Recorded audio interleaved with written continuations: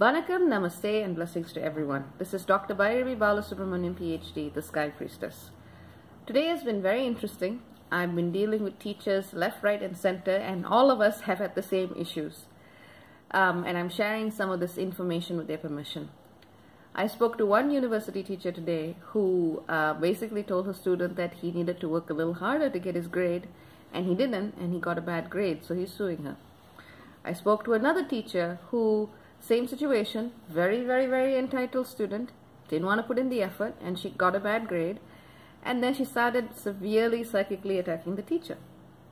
And I've just been seeing this theme play out itself several times, and I feel compelled to also address it in terms of astrology.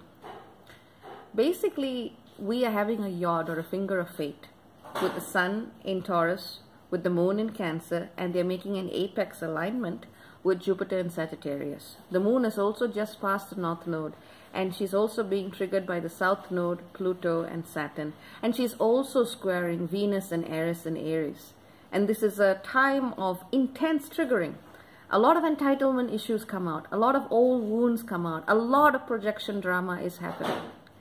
And, you know, I see that in some sense teachers are actually being unfairly projected on, especially if someone else has come in and damaged their students for whatever reason. And this is something which I would tell other teachers, whether they are, you know, in an institutional setting, or whether they're truth tellers, or whether they're facilitators, that you do not need to accept the idea that you have to become the psychic punching bag for a student who simply does not want to do the work, or who does not want to accept that they may be wrong in a certain way. And sometimes it's not even right or wrong. Sometimes it's that a person may simply not want to be shown where they haven't done certain work, or where there's a part of their shadow they don't want to see.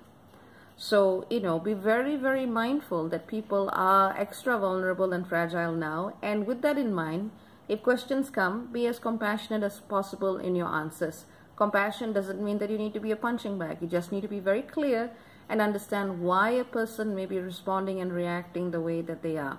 And if you can understand that, you may be able to create a bridge with said student. And if you can't, you may also have to simply detach from the situation and say, I have done my best, and pass it on to a higher authority or order. In an institution like a university, that may be someone who mediates disputes between teachers and students.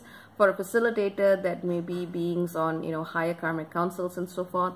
This is the kind of energy where do your best, but what happens beyond that point, you need to kind of send it up above. Now, what I would also say is that we need to be very aware of people who are lashing out from spaces of woundedness, and to be able to hold that space and say, this is not even about me. This is about something that happened to you a long time ago. And whilst I can help in my capacity, I draw the line at having to be accountable for something that I didn't even do. And this is part of the lesson of being a teacher or a spiritual facilitator in this world. Be accountable for your actions, not what someone else has done, not what someone else has said. I mean, sometimes, and I've had a learning curve with this because I meet a lot of teachers, often people who are much older than me, or people who've been in the field longer. And what I find very joyously is that sometimes when the teacher has gone far enough and long enough, they know how to drop the drama in a session. And I do the same thing with my teachers. When I'm in a session, I'm not the Sky Priestess. I'm just me. And I just lay it all out. And I'm just like, yep. I don't need to come in with, I know this, I know that, I do this, I do that. That's not why I'm here. I'm here to learn. And this is something that I can also suggest others to do when they're seeking facilitation or help or advice or guidance or counsel. That idea that I know, you know, that's not going to get anybody anywhere.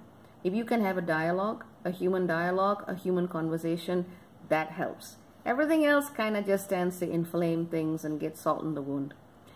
Now, what I would also say is that if you are a facilitator or a teacher of any kind, ensure that your students and clients have a way of understanding what to expect. And that is why I have a document that says why I do is not for everyone. And I expect every one of my clients to read it before working with me and to understand it.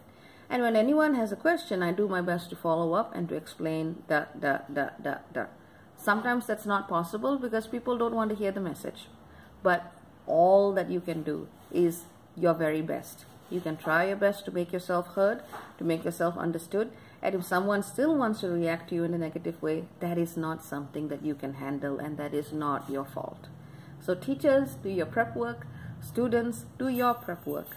Leave your ego at the door, even if you've done 50 years or 60 years of learning something, because everyone has a different message.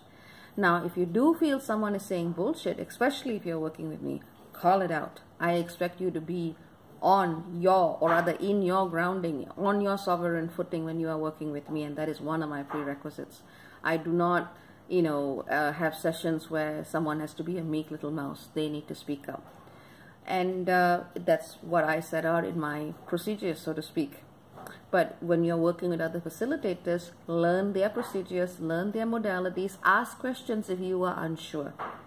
And yeah, don't expect to be taught in the way you want to be taught. If you want to work with a particular person, don't expect them to change who they are for you. Of course, there's certain standards of accountability and transparency, but that needs to apply both sides, to both student and teacher.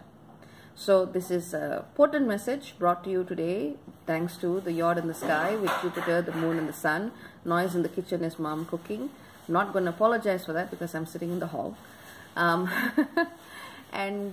Yeah, just be mindful in your dynamics with this whole teacher-student thing. Know that everybody learns from everybody in the end. That's about it. Take care. Many blessings. Lots of love.